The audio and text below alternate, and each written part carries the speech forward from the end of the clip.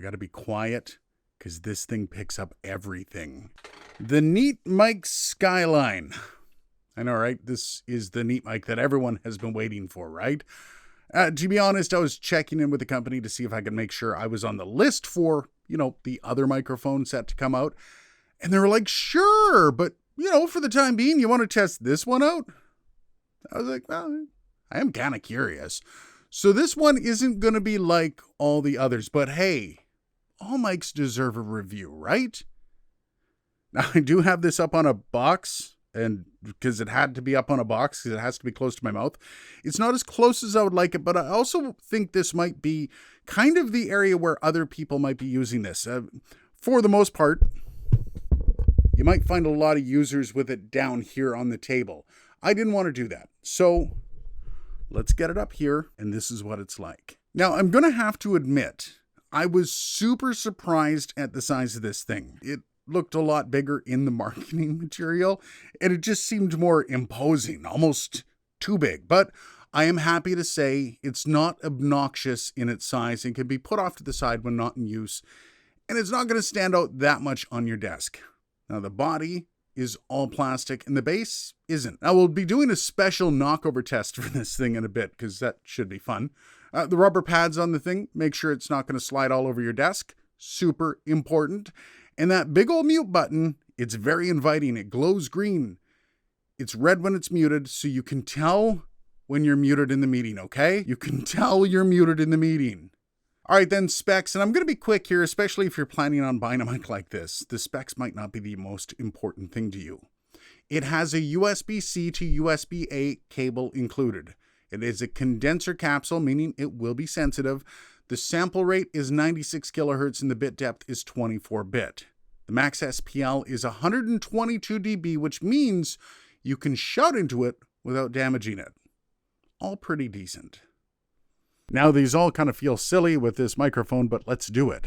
This is the off-axis rejection of the Neat Mic's Skyline. This is me speaking about 6 inches off the front of the microphone. I'm about 6 inches off the side of the microphone. And now I'm speaking about 6 inches off the rear of the microphone. Now, a plosive test of the Neat Mic's Skyline. Peter Piper picked a peck of pickled. Wow, it just spikes as soon as I do it.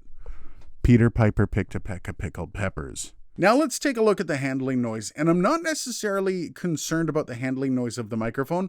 Please do not handle this microphone when you're using it. It's not meant for that. This is the mute button. So it does have quite a bit of pop to it.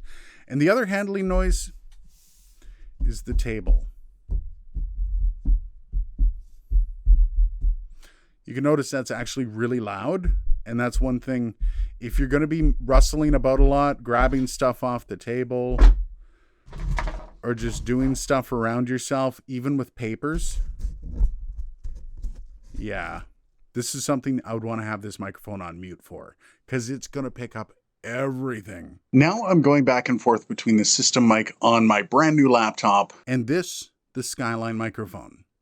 These are the differences you can expect between them. Now, one of the great things about separate mics like this is that you don't have to rely on the computer being in just the right position, because as long as the microphone's facing you, it will pick you up. Once again, this is the integrated microphone on the laptop. And this is the Neat Microphone Skyline mic.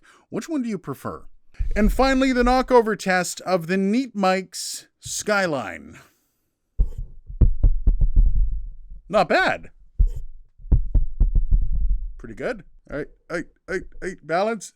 Oh. This is utterly stupid, but this is the test of the Neat Mic's Skyline in the ISOVox.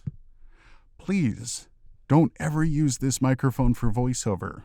Okay then, well, I mean, it is what it is. You're not going to find Phineas and Billie Eilish cutting an album with this. But at the same time, it is a massive improvement on the included laptop microphone. Also, because it can be placed closer to the sound hole on your face, the audio is going to be a lot clearer and there will be a lot less background noise. So if you're living the full work from home lifestyle and you're doing a lot of presentations, or perhaps your crappy laptop mic is just not keeping up, this is great. It's super cheap as well, and it's an upgrade that you can make to your at-home setup without having to worry too much. Now, I am waiting on Podcastage to do a video on this, testing out the guitar and singing. I was going to do one where I dressed up like him. Please do that, Bandrew. We all want to see it. And to be perfectly honest, I'll even send you this microphone so you can do it, please. Now, if you're considering a separate microphone for your work at home, there are links in the video description for this one. Cheers, and I will see you in the next video.